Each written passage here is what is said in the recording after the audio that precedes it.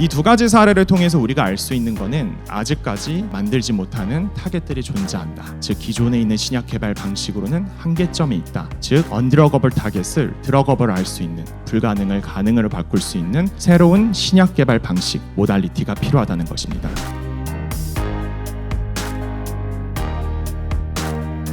잘 아시다시피 사실 수십 년간 많은 과학자들과 의사들이 정말 많은 질병과 싸울 수 있는, 질병을 치료할 수 있는 타겟들을 찾아냈습니다.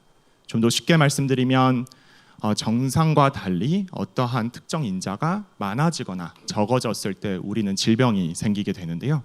그러한 타겟들이, 문제가 되는 타겟들을 거의 한 수만 가지 정도 과학자들과 의사들이 찾아왔습니다. 근데 좀 안타까운 게 이렇게 많은 유망한 타겟들이 있는데도 불구하고 기존의 신약 개발 방식, 영어로 하면 이걸 드럭 모달리티라고 하는데 항체라던가 스몰 케미컬, 지금 소위 말하는 합성의약품, 바이오의약품 또는 최근 뜨고 있는 셀진 세라피로 이 만들 수 있는 치료제의 가짓수가 그 타겟의 5%채 되지 않는 게 현실입니다. 즉 다시 말해 무려 95%가 되는 유망한 타겟들이 아직까지 존재하고 있고 굉장히 큰 의료 미충족 수요가 있다는 거죠. 그 예시가 이 슬라이드인데요. 왼쪽에 보이시는 게 바로 CD47이라고 한때 불과 한 3, 4년 전 항암 면역 치료에 이제 다음 굉장히 강력한 타겟이다라고 많은 사람들이 기대했습니다. 좀 더 간단히 말씀드리면 저 CD47은 종양세포, 사람들이 거의 30%가 걸린다는 이제 그 암에서 정상과 달리 과발현된 단백질인데요. 저 CD47이 암세포 표면에 표출이 되면 주변에 우리 체내에 있는 면역세포들을 바보로 만들게 됩니다. 즉 면역세포의 공격을 회피할 수 있는 거죠. 그래서 되게 단순했습니다. 저 CD47이 암세포에 많으니까 없애보자. 그래서 기존에 있는 모달리티로 그 치료제를 만들었는데 안타깝게도 조금은 복잡한 사이언스지만 기존에 있는 모달리티가 CD47을 차단했을 때 그 모달리티로 인한 심각한 부작용으로 인해서 거의 많은 빅파마들이 수십조 되는 돈을 투자해서 신약 개발을 진행했는데 현재 임상 실패로 이어지는 보고들이 속속들이 나오고 있습니다. 오른쪽 사례는 조금 생소하실 수도 있는데 생존인자 히퍼날파입니다. 노벨상을 수상을 받았을 만큼 많은 사람들이 기대를 받았던 그런 타겟인데요. 저 히퍼날파는 세포가 위기 상황에 왔을 때 일시적으로 과발현이 됩니다. 그리고 세포를 생존시킬 수 있는 인자인데, 그래서 많은 사람들은 알고 있습니다. 저 히퍼날파를 만약에 치료제를 만들 수 있다면 많은 의료 문제점을 해결할 수 있을 것이다. 그런데 안타깝게도 저 히퍼날파를 제조합 단백질, 즉 직접적으로 우리 힘으로는 만드는 것이 불가능합니다. 이 두 가지 사례를 통해서 우리가 알 수 있는 것은 아직까지 만들지 못하는 타겟들이 존재한다. 즉 기존에 있는 신약 개발 방식으로는 한계점이 있다. 즉 언드러거블 타겟을 드러거블 할 수 있는, 불가능을 가능으로 바꿀 수 있는 새로운 신약 개발 방식, 모달리티가 필요하다는 것입니다. 저희는 이러한 이유로 관심을 갖고 있는 것이 바로 우리 몸속에 존재하고 있는 100나노 정도 되는 나노로봇, 나노베지클입니다. 일명 산업계에서는 엑소좀으로 좀 더 잘 알려져 있는데요. 사이언티픽하게 올바른 표현은 나노베지클 또는 익스트라셀루러 베지클이라는 게 맞습니다. 이러한 천연적인 내추럴한 캐리어는 우리가 원하는 세포, 즉 멀리 떨어져 있는 세포까지 치료제를 효과적으로 전달할 수 있는 장점이 있고요. 더 나아가서 현재 뜨고 있는 인위적인 약물 전달체 방식인 지질 나노 입자 대비 내추럴, 우리 몸속에 존재하기 때문에 굉장히 큰 강점이 뜨고 있다는 것이 잘 알려져 있는 사실입니다. 더 중요한 점은 앞서 말씀드렸던 언드러거블 타겟, 신약 개발을 실패했거나 아직까지도 못 만들었었던 그런 타겟들, 가령 CD47을 차단하는 이 막단백질이라는 썰프, 그리고 히퍼날파라는 것을 만들 수가 없기 때문에, 근데 우리 세포는 똑똑하기 때문에 만들 수 있거든요. 그런 것들을 약물화할 수 있는 것이 바로 저 세포에서 만들어지는 나노베지클이고, 저희는 그래서 그 언드러거블 타겟을 드러거블 할 수 있는 굉장히 중요한 드럭 모달리티가 될 수 있을 것으로 생각하고 있습니다. 물론 저희도 작은 스타트업이기 때문에 다 조사한 건 아니지만 현재 드럭 딜리버리 시스템이라는 큰 하나의 틀에서 이 네이처럴 나노베지클을 이용한 글로벌 경쟁 영역이 있는 기업이 저희가 조사한 것만 해도 수십 가지가 됩니다. 그렇다면 여기서 질문은 저희가 어떠한 차이점, 차별성을 갖고 있을지 말씀드리겠습니다.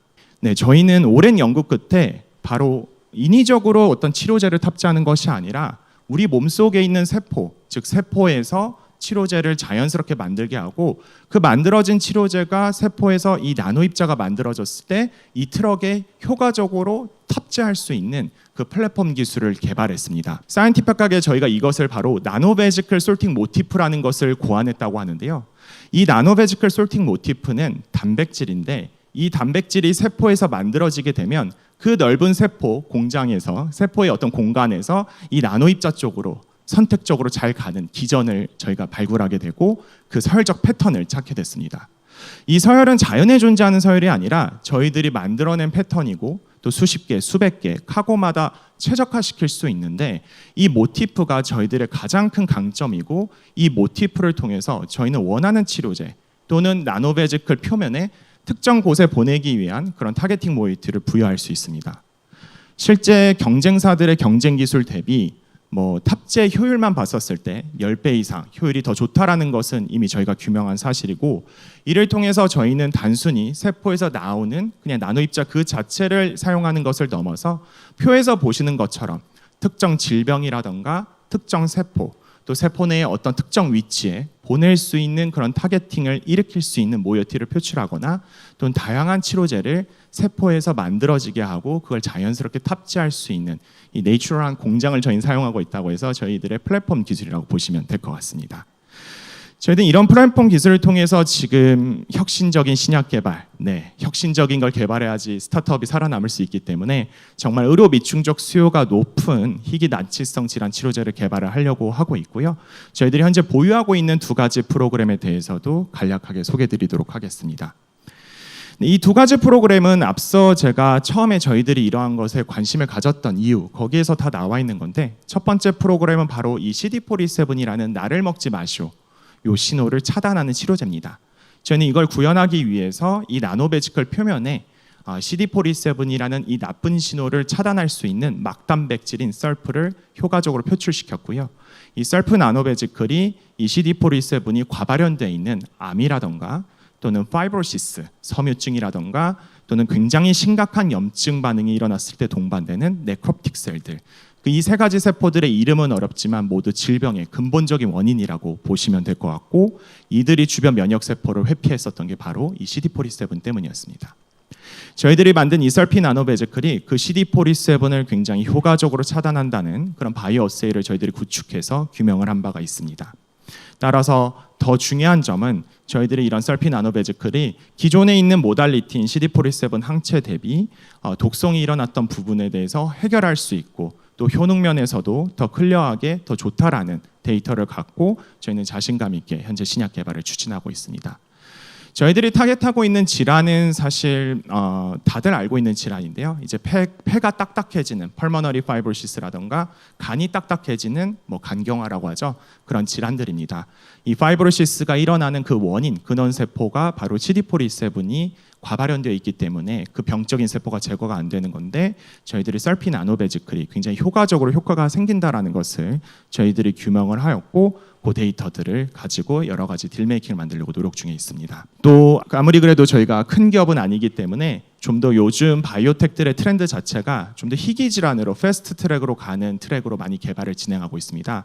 그래서 저희들이 또 관심 있는 질환이 무려 50% 이상 환자들이 죽게 되는 급성으로 악화되는 간부전 또는 리버 페일러 중에서도 알코올이나 이런 폭음으로 인해서 간이 무너져 내리는 그런 질환들에 대해서도 이런 상황에서 이 CD47이 과발현되고 문제가 되는 걸 저희가 밝히면서 경쟁 약물 대비 우위성이 있기 때문에 좀 더 패스트 트랙으로 갈 수 있는 신약 개발도 함께 현재 추진 중에 있습니다.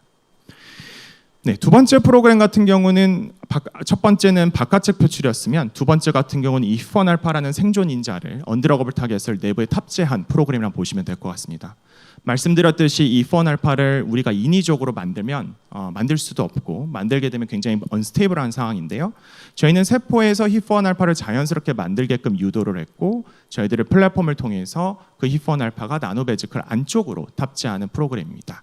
저희는 이 히포알파 나노베지클의 포턴시 효능을 굉장히 유망하다는 것을 확인을 하였고 또 굉장히 급성, 염증성 질환에서 생존율을 비약적으로 올리고 최근에는 다양한 허혈성 이스케미아, 즉 혈류가 없어서 기관이나 장기들이 죽었을 때 저희들이 히프나 나노베지클이 굉장히 유망한 효능을 일으킬 수 있다는 것을 메커니즘적으로도 현재 규명한 상황입니다. 저희들은 결국 기술 기반 회사이기 때문에 특허 포트폴리오 전략도 잘 구축을 진행하고 있습니다. 미국에 계신 변호사분들과 한국에 있는 변리사분들과 함께 IP 랜드스케이핑과 프리덤 투 오퍼레이션 리포트 등을 통해서 하나의 기술을 하나의 특허가 아니라 수십 개, 수백 개의 특허로 보호할 수 있는 포트폴리오 전략을 현재 구축을 해서 확장 중에 있습니다.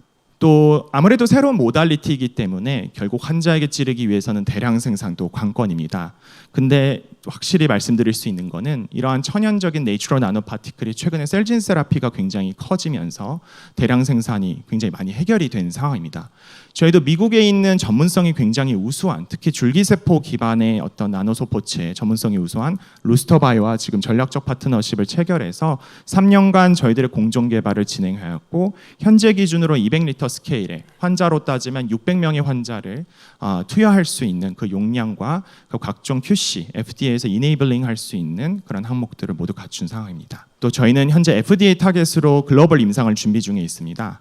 근데 아무래도 저희가 신약 개발에 대한 FDA 신약 개발 경험이 특히 한국도 이제 많아지곤 있지만 아직 초기 단계이기 때문에 보스턴 현재 실질적으로 이러한 나노소포체 치료제로 임상 경험이 있는 인력을 저희 내부 인력으로 흡수해서 좀 세세한 계획을 수립해서 현재 FDA와 커뮤니케이션을 진행 중에 있습니다.